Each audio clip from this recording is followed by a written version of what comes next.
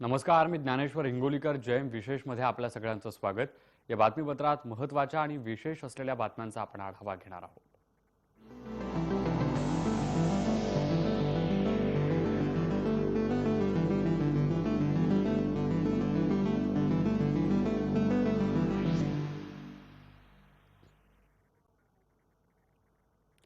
मान्सूनच्या स्वागताला सारी सृष्टी सज्ज झालेली आहे.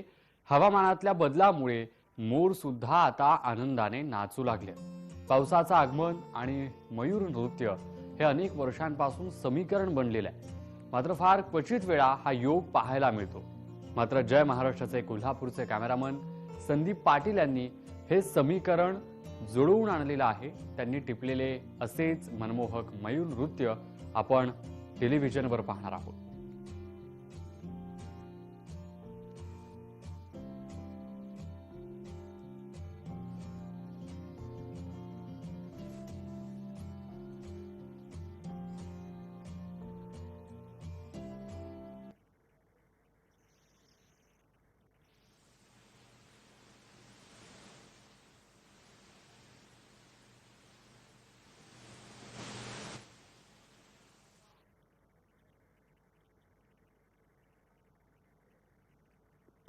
मान्सूनच्या स्वागताला ही सगळी सृष्टी सज्ज झालेली असताना हवामानातल्या बदलांमुळे मोर कसा नाचतोय हे कॅमेरामध्ये चित्रित झालंय.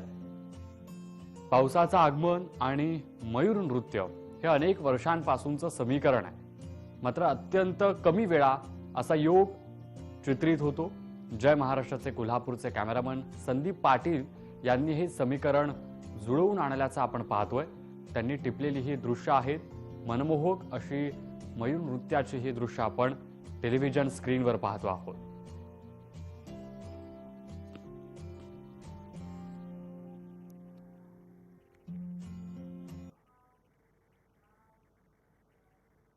पुढची बातमी आहे हँगिंग गार्डन. म्हातारीचा बूट मुख्यमंत्र्यांचं निवासस्थान कुठे आहे असं जर कोणी विचारलं तर लगेचच मलबार हिल हे नाव आपल्या ध्यानात येतं. दक्षिण मुंबईमध्ये स्थित असलेल्या मलबार हिल इथं आता मुंबई महानगरपालिकेद्वारे एक नवीन योजना कार्यान्वित होते आहे. या योजनेद्वारे आता छतावरून मुंबईचे दर्शन पर्यटकांना होणार आहे.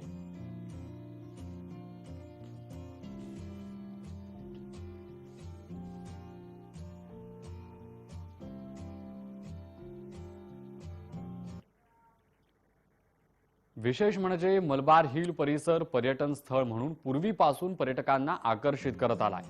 परंतु आता इथं कॅनोपी एलिव्हेटेड स्कायवॉक उभारण्यात येणार आहे. 900 मीटर लांब आणि 1.5 मीटर रुंद हा स्कायवॉक झाडांच्या उंचावरून मुंबईचं दर्शन घडवणार आहे. आतापर्यंत मुंबईमध्ये अनेक स्कायवॉक झाले, परंतु स्वयंचलित असा हा पहिला स्कायवॉक असणार आहे. मुंबई मलबार हिल इथून याचाच आढावा घेतला आमचे प्रतिनिधी संजय पिळणकर यांनी. पाहूया. दक्षिण मुंबईतील मलबार हिल ही जागा प्रेक्षणीय स्थळासाठी प्रसिद्ध आहे. कारण इकडचं हँगिंग गार्डन असेल, म्हातारीचा बूट असेल, ह्या सर्व गोष्टी बघण्यासाठी देशभरातून पर्यटक इथे येत असतात. आणि ह्या पर्यटनामध्ये आता अजून एक भर पडत आहे ती कॅनोपी स्कायवॉकची. अर्थातच छतावरून हा स्कायवॉक होणार आहे. आणि सर्वात महत्त्वाचं म्हणजे इकडचं जे निसर्ग सौंदर्य आहे, इकडची जी झाडं आहेत, या झाडांच्या मधून हा कॅनोपी वॉक म्हणजे हा रस्ता जाणार आहे. 900 मीटर लांब असा हा स्कायवॉक असणार आहे आणि पूर्णतः एलिव्हेटेड स्कायवॉक आहे. मुंबईमध्ये आतापर्यंत बरेच स्कायवॉक झालेले आहेत, परंतु एलिव्हेटेड स्कायवॉक पहिल्यांदाच मलबार हिल येथे बघायला भेटणार आहे. 900 मीटर लांब आणि 1.5 मीटर रुंदीचा हा स्कायवॉक असणार आहे. महत्त्वाचं म्हणजे महानगरपालिकेने याला तत्वतः सध्या मंजुरी दिलेली आहे, परंतु हा आराखडा आता पूर्णतः यायला अजून थोडा उशीर लागणार आहे. परंतु आपण बघितलं तर हा जो कॅनोपी वॉक झाल्यानंतर इकडचे जे निसर्ग सौंदर्य आहे दक्षिण मुंबईतील, ती गिरगाव चौपाटी असेल किंवा मरीन ड्राईव्हचा परिसर असेल, हे संपूर्ण या स्कायवॉकच्या मधून आपल्याला पाहता येणार आहे. पूर्णतः एलिव्हेटेड असा स्कायवॉक असणार आहे. आणि सर्वात महत्त्वाचं म्हणजे या स्कायवॉकच्या दरम्यान 5 मीटर रुंदीचा एक प्लॅटफॉर्म सुद्धा बनवण्यात येणार आहे. पूर्णतः काच बंदिस्त असा प्लॅटफॉर्म असणार आहे. आणि तिथे राहून पर्यटकांना मुंबईचं निसर्ग सौंदर्य जे आहे, विशेष करून दक्षिण मुंबईतलं, ते बघता येणार आहे. ह्या स्कायवॉकच्या दरम्यान सर्वात महत्त्वाचं म्हणजे ह्याचं निर्माण करत असताना इथे प्रसिद्ध किंवा इथे उभ्या असलेल्या झाडांपैकी एकाही झाडाला तोडलं जाणार नाही. नित्यानंद, संजय पिलंकर, जय महाराष्ट्र, मुंबई. दरम्यान आपण जगातील सर्वात मोठा स्कायवॉक बद्दल जाणून घेऊयात. पहिल्या क्रमांकावर काय आहे, दुसऱ्या क्रमांकावर काय, याची माहिती आपण पाहणार आहोत. पहिल्या क्रमांकावर अमेरिकन संयुक्त राष्ट्राच्या ग्रँड कॅनियन स्कायवॉक हा आहे. अरिझोनाचा समावेश आहे. हा ब्रँड सगळीकडे प्रसिद्ध आहे. तर दुसरीकडे ग्रँड कॅनियनच्या बाजूचा एक स्कायवॉक आहे, तोही प्रसिद्ध आहे. या स्कायवॉक खाली लँडस्केपचे अलीकडचे दृश्य असते. यामध्ये अश्वशोक आकाराच्या कॅन्टिलिव्हर ब्रिजचा समावेश आहे, ज्यामध्ये ग्लास वॉकचा आहे सगळे हे एकूण रूप. स्कायवॉकमधून उभ्या ड्रॉपची उंची 150 मीटर ते 240 मीटर इतकी आहे. तर दुसऱ्या क्रमांकावर चीनमधील एच ओहान क्युआरयो ब्रिजचा उल्लेख आहे.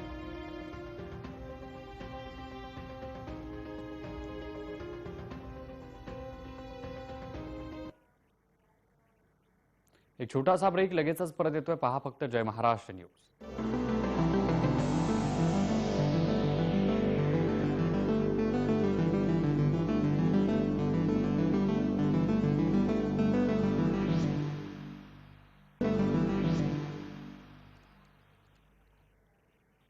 ब्रेकनंतर तुम्हा सगळ्यांचं पुन्हा एकदा स्वागत.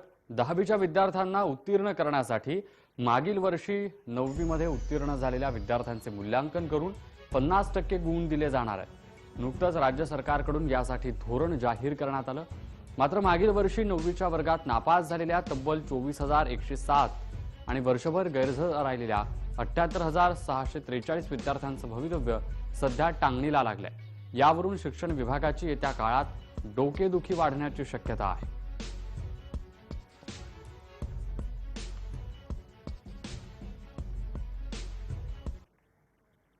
राज्यामध्ये गेल्या वर्षी 9वीच्या 78,000 विद्यार्थ्यांची माहिती सरळ प्रणालीद्वारे भरली गेली नाही.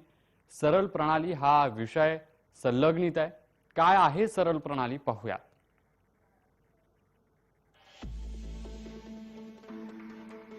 सरळ प्रणाली हा शिक्षक विद्यार्थी संलग्नित विषय आहे.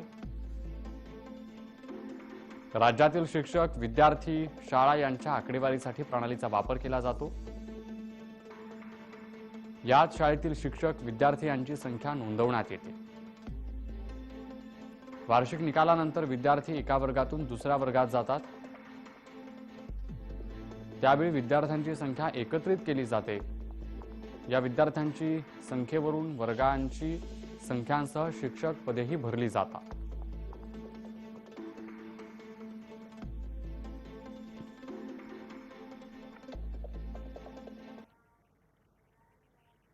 या मुद्द्यावरून शिक्षण क्षेत्रातील तज्ज्ञ व्यक्तींकडून शिक्षण विभागावर टीका करण्यात येते. 9वीच्या परीक्षा झाल्या नाहीत तर गुणांकन कसे करणार असा प्रश्न उपस्थित करण्यात आलेला आहे. यावर 10वीच्या अंतर्गत मूल्यमापनात 9वीच्या गुणांचा समावेश करणे शक्य असल्याचं राज्य शैक्षणिक संशोधन आणि प्रशिक्षण संस्था म्हणजेच SCERT कडून स्पष्ट करण्यात आलंय. 9वीच्या गुणांकनावर मूल्यमापन होऊ शकत नाही हा आधार चुकीचा असून त्यासाठीच SCERTनं 9वीच्या निकालांचा तपशील जाहीर केला. राज्याचा हा तपशील पाहिला तर साधारण 90% विद्यार्थ्यांनी परीक्षा दिल्या असून त्यांचे गुण अंतर्गत मूल्यमापनासाठी गृहीत धरणं शक्य आहे.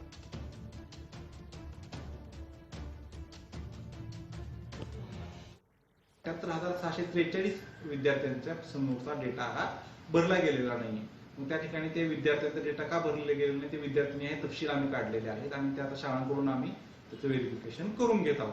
तर त्यामुळे हे 78,000 विद्यार्थ्यांचा डेटा गायब आहे असं आपलं जे म्हणणं आहे तसं नाहीये. 78,000 विद्यार्थ्यांचा डेटा भरला गेला नाहीये, तो नॉट एंटर्ड आहे. तो का मोकळा आहे आणि का भरला गेला नाही तर त्याच्याविषयीचा आम्ही शाळांनी हे तपशील काढून ते काम करून घेतो. SCERTनं 2019-20 या शैक्षणिक वर्षामध्ये 9वीची परीक्षा दिलेल्या आणि त्यातून उत्तीर्ण आणि अनुत्तीर्ण झालेल्या विद्यार्थ्यांची आकडेवारी जाहीर केली. प्रत्येक जिल्ह्यानुसार ही आकडेवारी देण्यात आली असून सरळ प्रणालीमध्ये राज्यातील सर्व शाळांनी आकडेवारी नमूद केली असल्याचं संस्थेकडून सांगण्यात आलं. ही आकडेवारी आपण ग्राफिक्सच्या माध्यमातून पाहणार आहोत. 9वीची परीक्षा देणारे विद्यार्थी 19,34,094 इतके आहेत. 9वीच्या परीक्षेत उत्तीर्ण विद्यार्थी 18,31,034 आहेत. 9वीच्या परीक्षेत अनुत्तीर्ण विद्यार्थी 24,107. माहिती नमूद नसलेले विद्यार्थी आहेत 78,643. त्यामुळे उत्तीर्ण झालेल्या विद्यार्थ्यांची संख्या पाहता 10वीच्या अंतर्गत मूल्यमापनाद्वारे 9वीच्या गुणांचा अंतर्भाव करणे शक्य असल्याचं SCERT कडून सांगण्यात आलेलं आहे.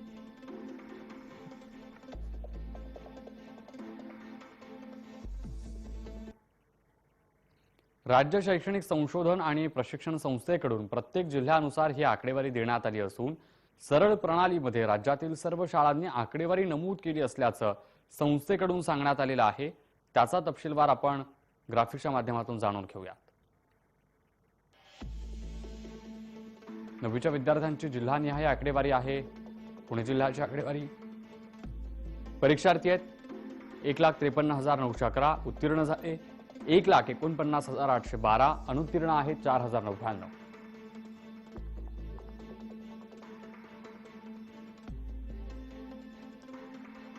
मुंबई शहर परीक्षार्थी होते 17,064, उत्तीर्ण झाले 15,849, अनुत्तीर्ण विद्यार्थी 1,215.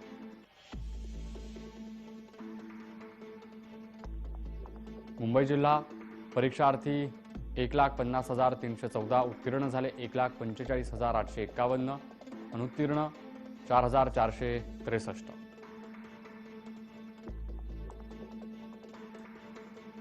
ठाणे जिल्ह्याची आकडेवारी आता आपण पाहणार आहोत. परीक्षार्थी 1,31,073, उत्तीर्ण 1,26,724, अनुत्तीर्ण 4,349. नाशिक जिल्ह्याची आकडेवारी परीक्षार्थी होते 1,08,082, उत्तीर्ण झाले 1,07,176, अनुत्तीर्ण 906.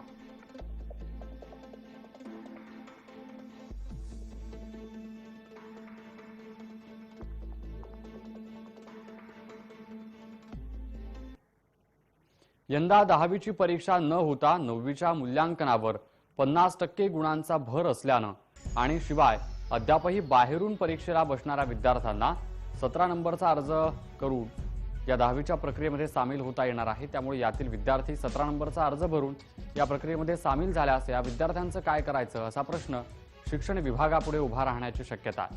दरवर्षी मोठ्या प्रमाणात 9वीमध्ये गैरहजर राहिलेले विद्यार्थी 10वीची परीक्षा बाहेरून देत त्यासाठी 17 नंबरचा अर्ज भरत. त्यामुळे ही संख्या वाढल्यास शिक्षण विभागाला त्यासाठी आपल्या धोरणामध्ये नव्याने काही बदल करावा लागेल असं शिक्षण तज्ज्ञांना वाटतं.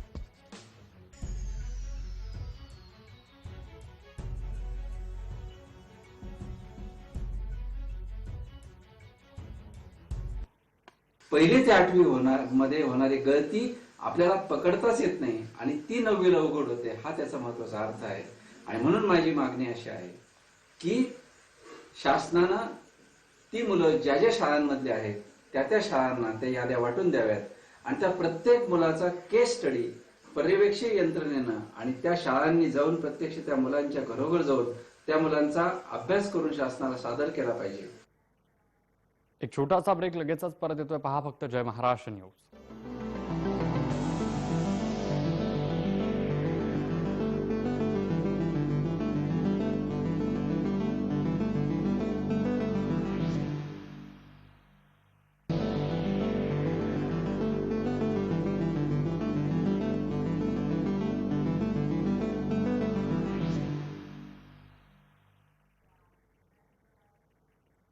ब्रेकनंतर तुम्हा सगळ्यांचं पुन्हा एकदा स्वागत. गेल्या काही वर्षांपासून अनेक प्रयत्न करून सुद्धा नाशिक जिल्ह्यातील प्रमुख नद्यांना प्रदूषणमुक्त करण्यात प्रशासनाला यश आलं नाही. त्यामुळे याच संदर्भात पुन्हा एकदा काम करण्यासाठी पर्यावरण दिनाच्या निमित्तानं नाशिकमधील एक प्रमुख नदी म्हणून ओळख असलेल्या नंदिनी नदीची स्वच्छता मोहीम हाती घेण्यात आली. तशी माहिती महापौर सतीश कुलकर्णी यांनी दिली.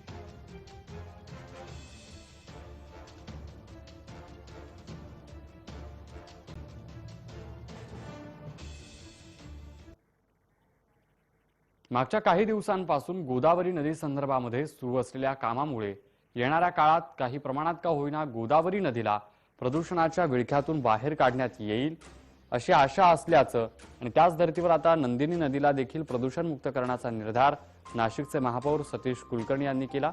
यासाठी केंद्र सरकारची देखील ते मदत घेण्यात आहेत. याची सुरुवात पर्यावरण दिनाच्या निमित्तानं होतीये.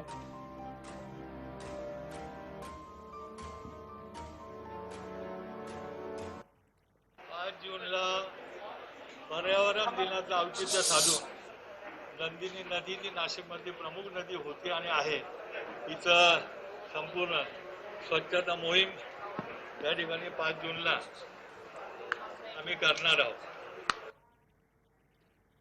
आणि आता पुढची बातमी आहे भारतातील लसीकरणाचा प्रश्न लवकरच सुटण्याच्या मार्गावरची ही सगळी परिस्थिती. कारण आता अमेरिका भारताला लशींचा पुरवठा करणार आहे. अमेरिकेच्या उपाध्यक्षा कमला हॅरिस आणि भारताचे पंतप्रधान नरेंद्र मोदी यांच्यामध्ये फोनवर चर्चा झाली. यानंतर अमेरिका भारताला जून अखेरपर्यंत कोरोना लशींचा पुरवठा करणार आहे.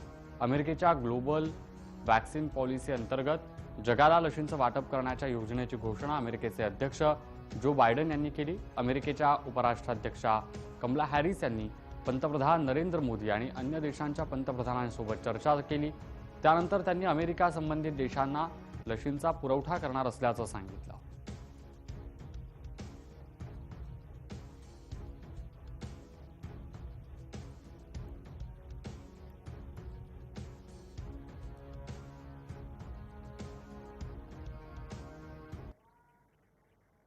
अमेरिकेच्या ग्लोबल वॅक्सिन पॉलिसी अंतर्गत जगाला लशींचं वाटप करण्याच्या योजनेची घोषणा अमेरिकेचे अध्यक्ष जो बायडन यांनी केलेली आहे. त्याची माहिती आपण ग्राफिक्सच्या माध्यमातून जाणून घेणार आहोत.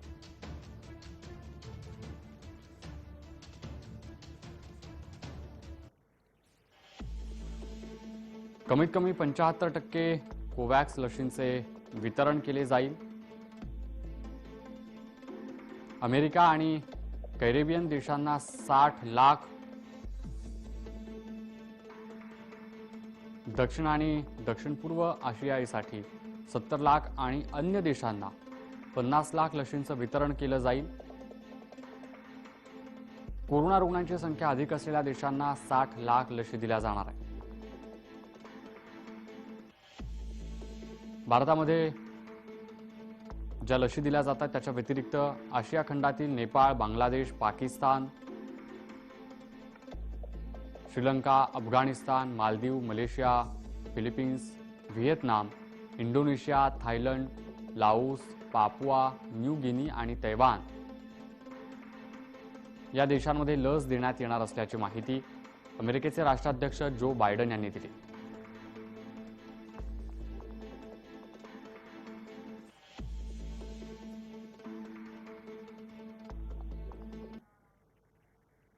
पंतप्रधान नरेंद्र मोदी यांनी अमेरिकी सरकारच्या निर्णयाचं कौतुक केलेलं आहे. अमेरिकेतील सरकार, व्यवसाय आणि अमेरिकेतील भारतीय डायस्पोराकडून अलीकडच्या काळात भारताला मिळालेल्या इतर सर्व सहकार्याबद्दल आणि एकतेबद्दल पंतप्रधान नरेंद्र मोदी यांनी कौतुक केलं.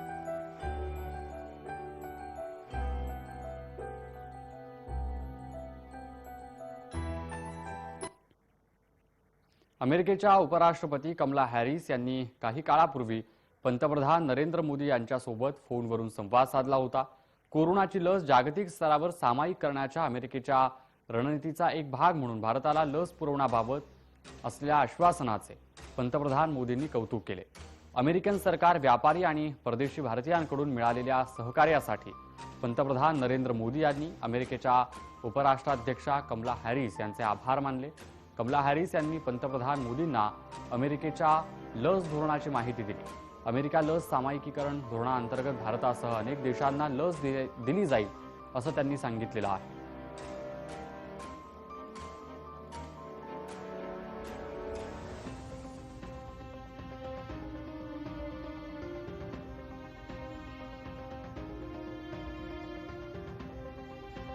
क्रूड ऑइलचा प्रकार आहे. हे आतमध्ये जेव्हा ते चालू होती क्रिया आणि एक सडनली त्यामध्ये सल्फ्युरिक ॲसिड जास्त पडल्यामुळे रिॲक्शन झाली आणि त्या रिॲक्शनचं रूपांतर होऊन गॅस फॉर्म तयार झाला सडनली, क्लाउड ऑफ गॅस, आणि तो विदिन तत्परतेने पूर्ण क्लायमेटमध्ये पसरला. पण ते ज्वलनशील नसल्यामुळे आणि आता पुढची बातमी आहे. मुंबई महापालिकेची जागतिक निविदा रद्द करण्यात आलेली आहे.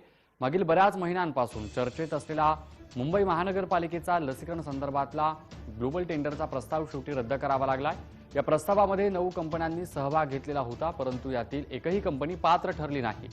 आता प्रस्ताव रद्द करण्यात आलाय. त्यातच दिलासादायक बाब म्हणजे स्पुटनिक लशीचे वितरक डॉक्टर रेड्डीज यांनी काही दिवसांमध्ये महानगरपालिकेला काही प्रमाणामध्ये लस पुरवठा करण्याचं सांगितलेलं आहे. या संदर्भामध्ये मुंबईच्या महापौर किशोरी पेडणेकर यांच्यासोबत बातचीत केली आमचे प्रतिनिधी संजय पिळणकर यांनी. पाहूया. मुंबईच्या महापौर किशोरीताई पेडणेकर आपल्यासोबत. ताई, अपात्र ठरण्याचं कारण काय? 9 कंपन्यांकडे आपण ज्यावेळेला टेंडर काढलं होतं त्याच्यामध्ये आपण हेच म्हटलं होतं की जास्तीत जास्त मॅन्युफॅक्चर असली पाहिजे आणि जर पुरवठादार आहेत तर त्या पुरवठादाराने मॅन्युफॅक्चर असलेल्या कंपनीशी त्यांचे संबंध कसे असतील, त्यांचे व्यावसायिक ते दाखवले पाहिजे. त्याचप्रमाणे ते पुरवठा करत असताना लस उत्पादित कंपन्या त्यांना कशा पद्धतीने वॅक्सिन लस देणार, किती किमतीला देणार, किती पिरियडमध्ये देणार, किती संकेत देणार, ह्या सगळ्या गोष्टी त्याच्यामध्ये होत्या. पण त्यामुळे ज्या 9 कंपन्या होत्या समाधानकारक त्यांचे पेपर्स किंवा त्यांची उत्तरं न आल्यामुळे ते अपात्र ठरले आणि त्याच्यामुळे हे ग्लोबल टेंडरचं आत्ताच्या घडीला ते अपात्र झालं. प्रिया नित्यानंदसह संजय पिलंका, जय महाराष्ट्र, मुंबई. मुंबई भाजपाकडून खळबळजनक दावा केला जातोय. मुंबई मनपाकडून 18 ते 44 वयोगटासाठी लस खरेदी नाही. खासगी क्षेत्राच्या भरवशावर 18 ते 44 वयोगटाचे लसीकरण. मुंबईमध्ये 18 ते 44 वयोगटाचे लसीकरण शासकीय पातळीवर ठप्प पडल्याचा दावा मुंबई भाजपानं केला. पक्षाचे सचिव आणि मुंबई मनपामध्ये शिक्षण समिती सदस्य प्रतीक करपे यांनी हा दावा केलाय. तरुणांच्या वयोगटासाठी 2 जून 2021 पर्यंत सुमारे 45,000च्या जवळपास लशी केवळ खासगी क्षेत्रातून दिल्या गेल्याचा दावा त्यांनी केलेला आहे.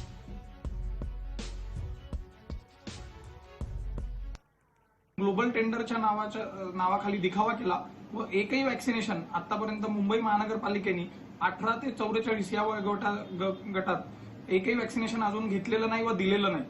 आज मुंबईत पूर्ण वॅक्सिनेशन हे प्रायव्हेट आणि कॉर्पोरेट सेक्टर मधून चालू आहे.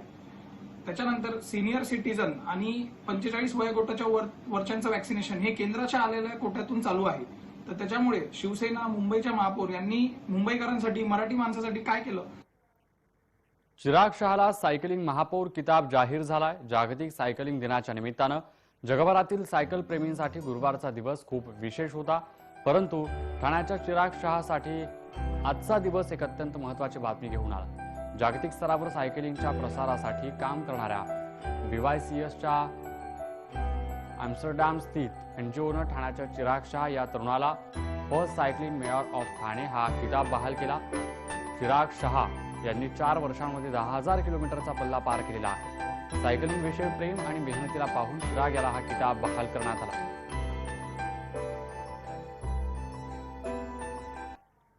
मला आज घोषित करण्यात आला आहे ठाण्यात first bicycle mayor of Thane from BYCS. BYCS एक संस्था आहे, ॲम्स्टरडॅमची एक संस्था आहे जी पूर्ण जगात ते बायसिकल मेयर्स अपॉइंट करतात. जे लोक बायसिकलसाठी त्यांचं लक्ष आहे की त्यांना सायकलिंग फ्रेंडली सिटी करायचं आहे, त्यांना ते लोक ते बघतात, आपलं काम बघतात. मी ठाण्यामध्ये 4 वर्षापासून सायकलिंगसाठी खूप इव्हेंट्स घेतलेत, खूप काही काम केलेत मी. फर्स्ट बायसिकल मेयर म्हणून आमच्या ठाण्याचा चिराग शहा याला जागतिक दर्जाचं ऑस्ट्रेलियामधून जे पारितोषिक जाहीर केलं जातं ते जाहीर झालेलं आमच्या ठाण्यातील हा तरुण आहे, त्याला माझ्या शुभेच्छा आहेत. आणि या बातमीसोबतच बुलेटिनमध्ये वेळ झालेली आहे. इथेच थांबण्याची. ताज्या बातम्यांच्या अपडेटसाठी पहा फक्त जय महाराष्ट्र न्यूज.